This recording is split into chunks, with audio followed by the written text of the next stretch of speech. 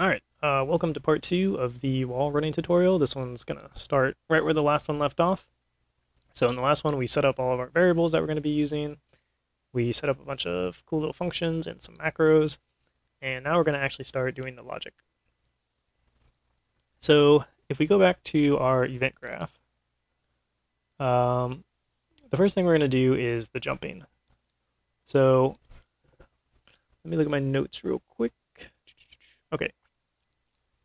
So let's start with reset jump. This is a good one to do first. So reset jump is pretty simple. So we're going to come down here, and basically we just want to set our number of jumps to whatever jumps is provided here. So drag out jumps left, and we want set.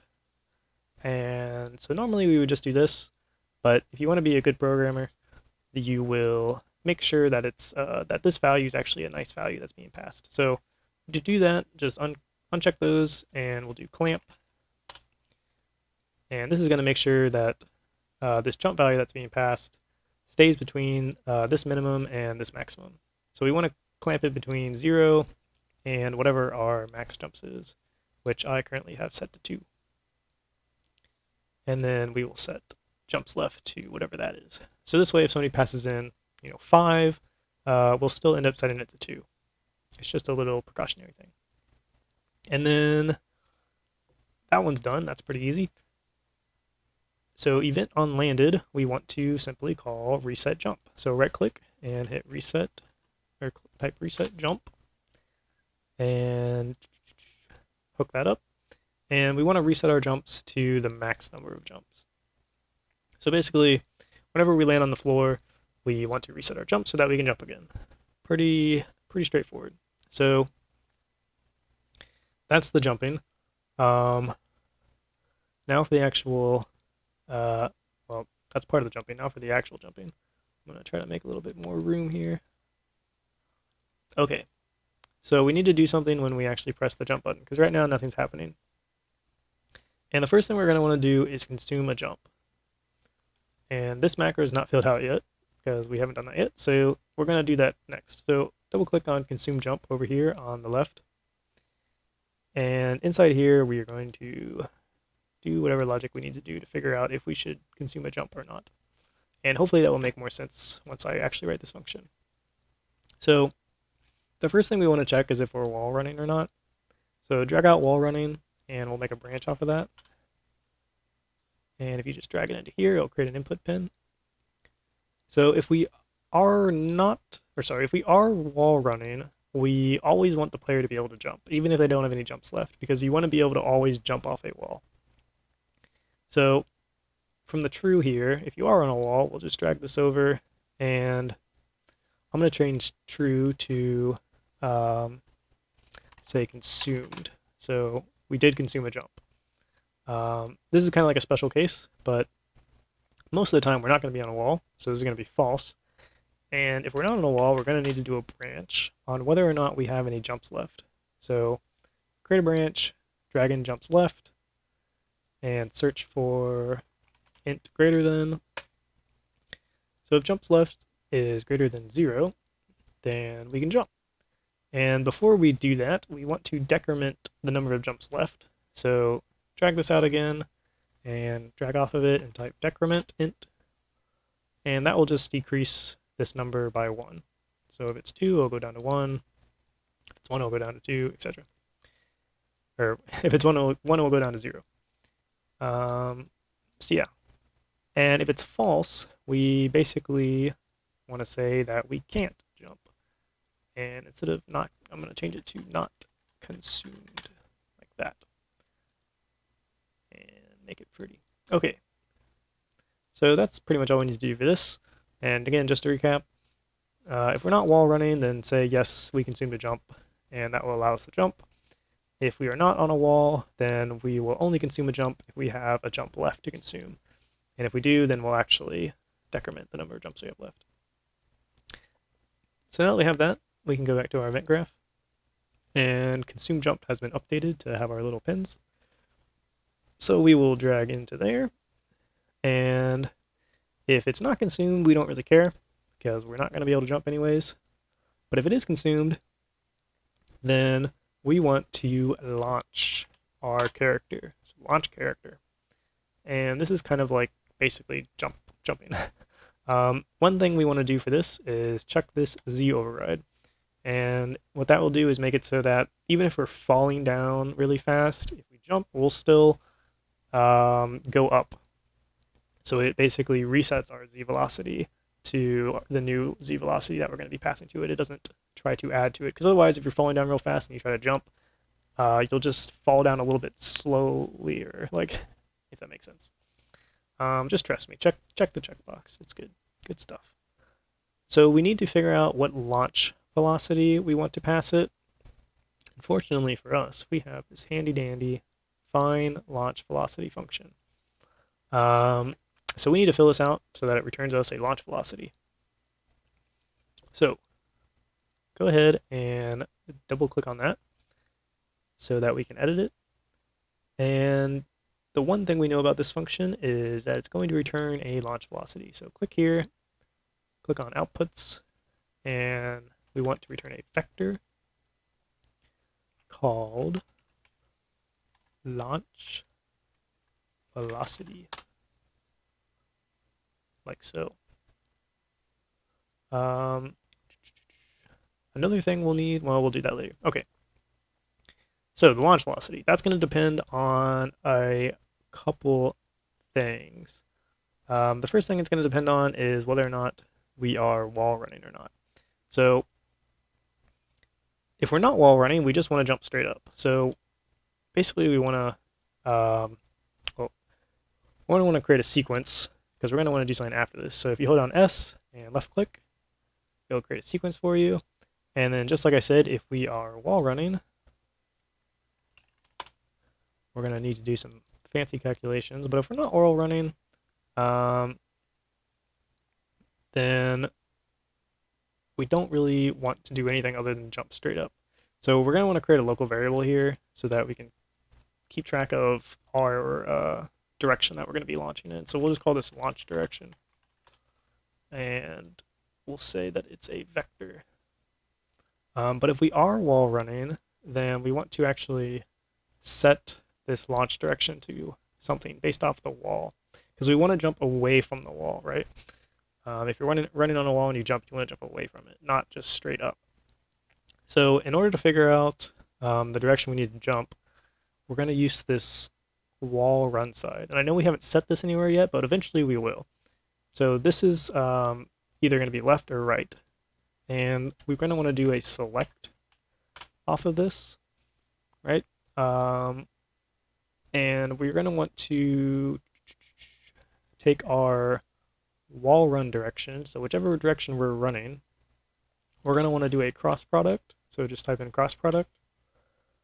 We're going to do a cross product with something, depending on if we're running on the left or the right. If you don't know what cross product does, it basically takes in two vectors, and it returns a vector that's perpendicular to that vector. So in this case, we're taking the direction that we're running, which will be parallel to the wall, right? And we're crossing it with either up or down. So +1 on the Y or Z, or -1 on the Z.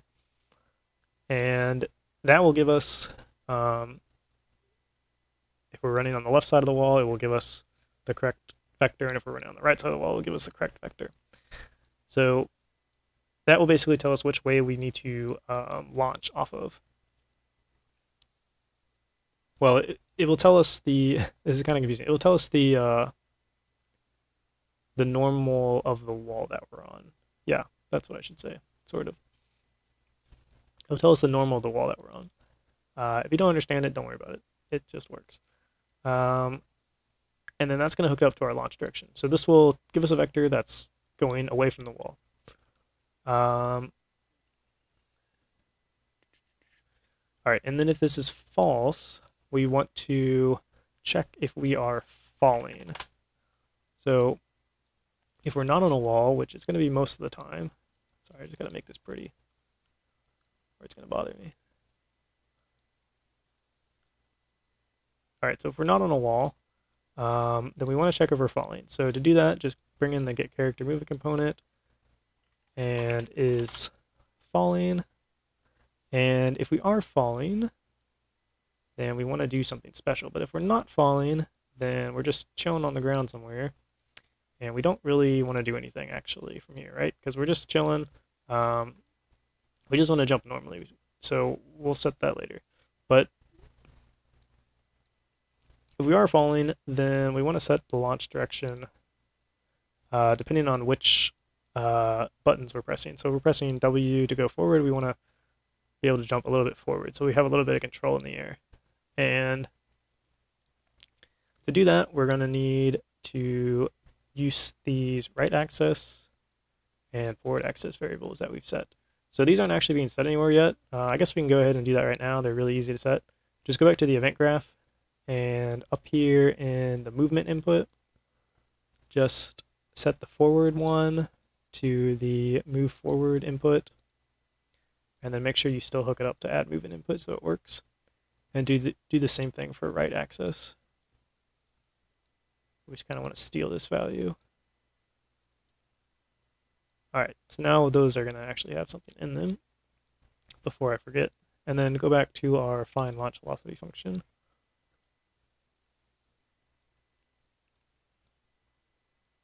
All right, so to find the launch velocity, we want to basically take however many, whatever this value is on the right axis, which is going to be somewhere between -1 and +1. And we want to multiply that, let's see, vector. We want to vector multiply that by our character's right vector.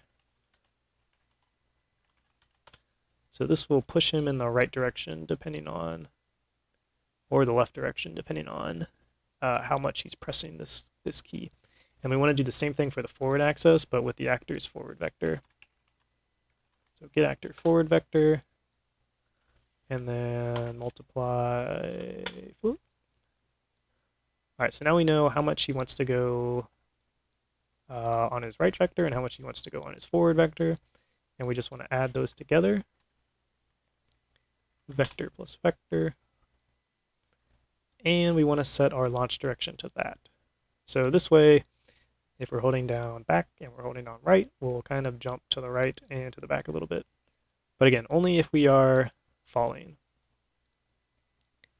This will kind of simulate a little like jetpack thing. Okay, so now we have the direction set.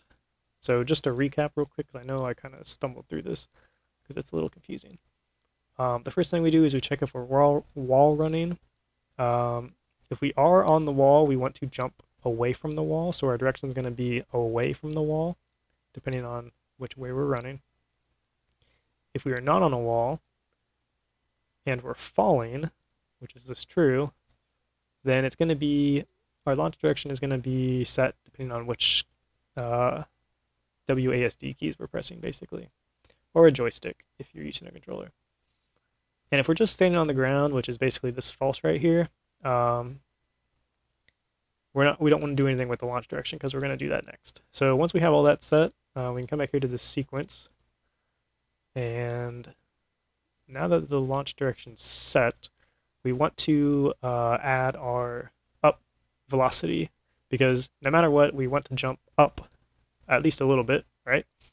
So we'll take this local launch direction variable that we made, that again has been set by now, and we're just going to simply add a value of 001, which is up, to it, and we are going to multiply this by the character's jump velocity. So character movement component, get jump Z, what's it called? Yeah, get jump Z velocity. So that's going to basically scale it, because this is simply only a direction. And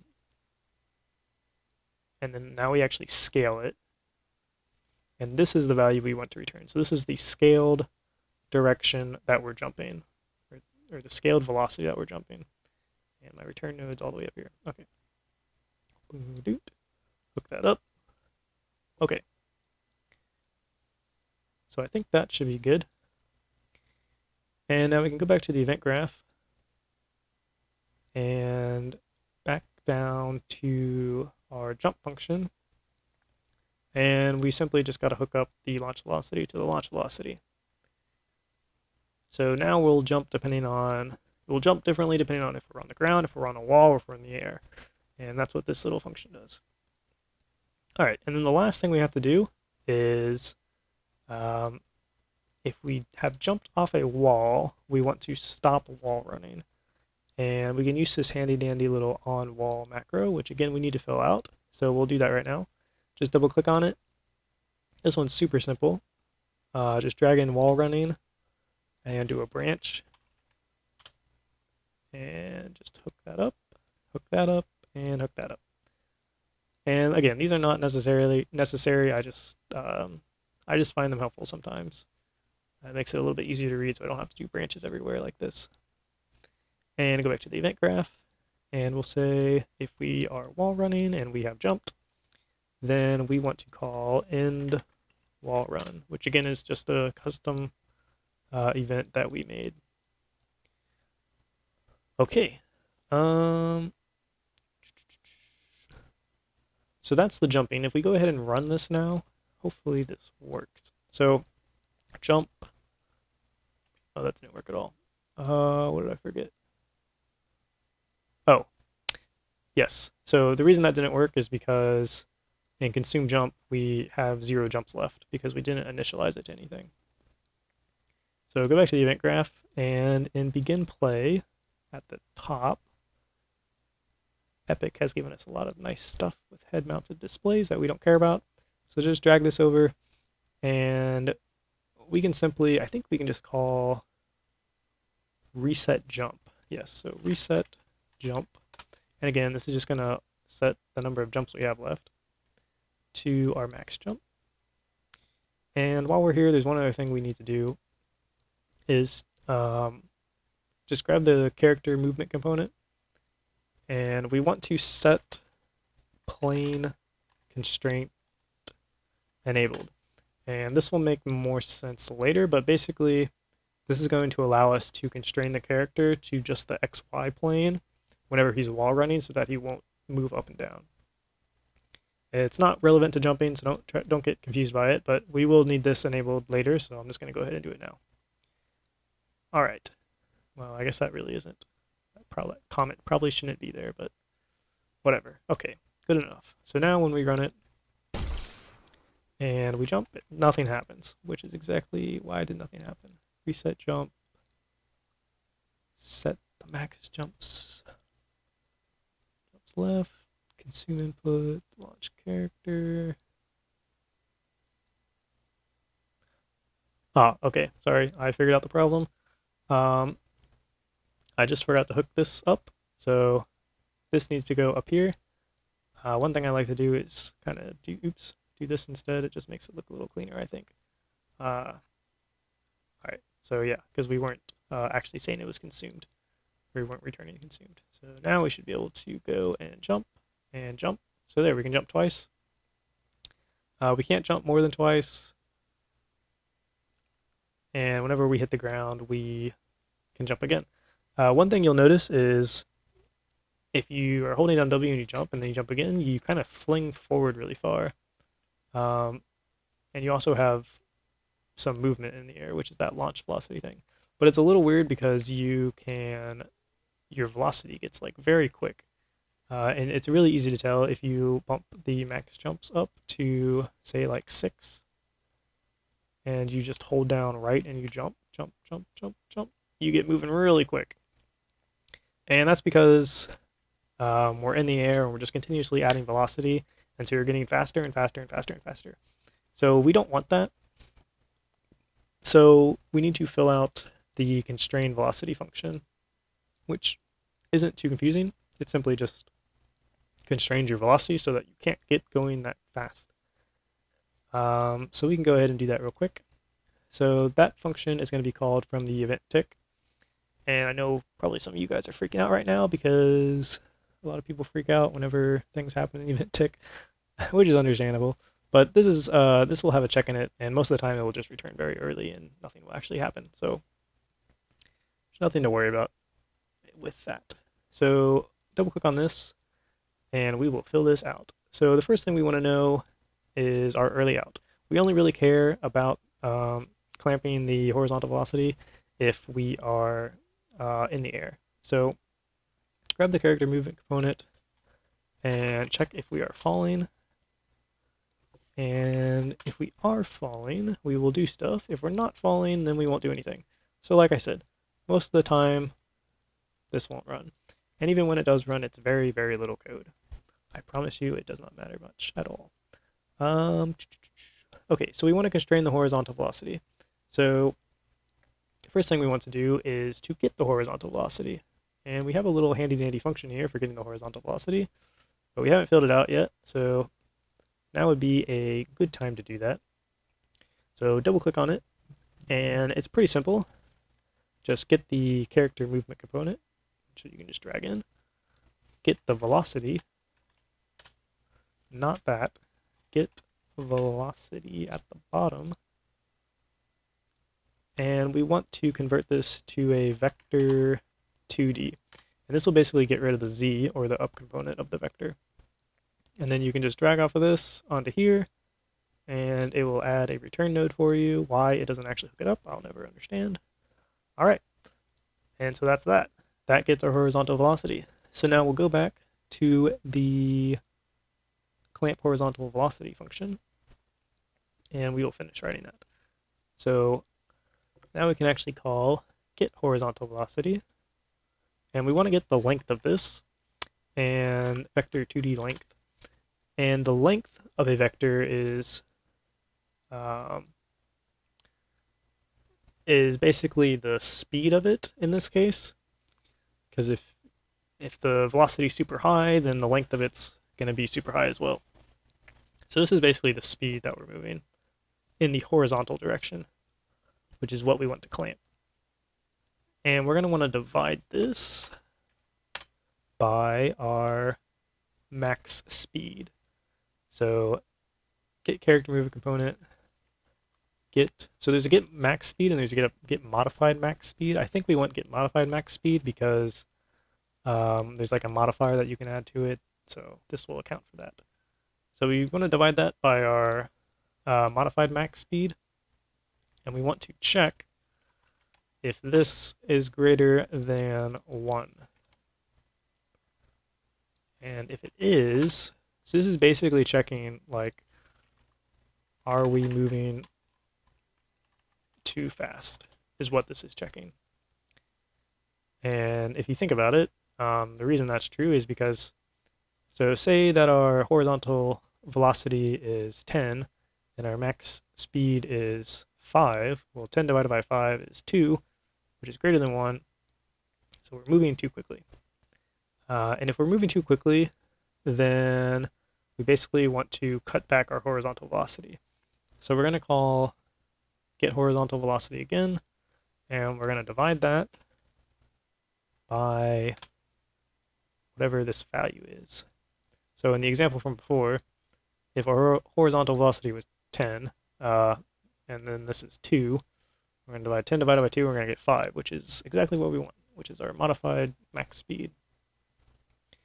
And now that we have our clamped horizontal velocity, we want to call this set horizontal velocity function, which we also haven't written yet, but it's pretty straightforward.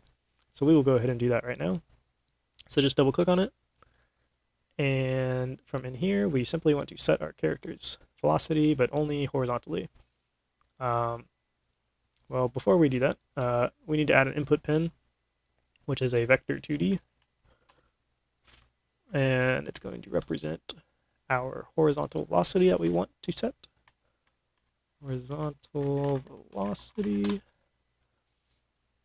All right, so character movement, we want to set velocity. But again, we only want to set the horizontal velocity of it. So if you come in here and you right-click on velocity, you can split it. So you can do the X, Y, and Z components. And we also want to do the same for our input pin here. And so we want to drag the x over to the x and the y over to the y. But the z we don't want to change, but we also don't want to set it to 0. So we want to get the current velocity. And we want to use, we can split that. We want to use its z value because we don't want to change the z value. We only want to change the x and the y, which are the horizontal values. Okay. So now we have that set. We can go back to clamp horizontal velocity, and we can hook that up like that, and hook that up like that. Okay. So now, just to recap again, this will get called every frame. If we're actually falling, then we'll check if we're falling too fast. If we're falling too fast, then we will reduce our velocity, or our horizontal velocity, by however much we need to, so that we're not above the max velocity, and we'll set that. And so back in event tick, or event tick. Okay, so I did hook that up. So let's go ahead and see if that fixed it. So now we can jump left, left, left, left, left, left, left as much as we want. And you can see we're not getting super fast. But we can also kind of go back to the right if we want to. Very similar to how I see it in games. So now you have a lot more control when you're in the air. And again, I bumped this up to 6, the max jumps. But normally we're going to keep it at 2. So I'm going to change it back to 2 now that we got that working. Alright, so that pretty much concludes this section. In the next section, we'll go into the actual wall running of it. And I will see you guys soon.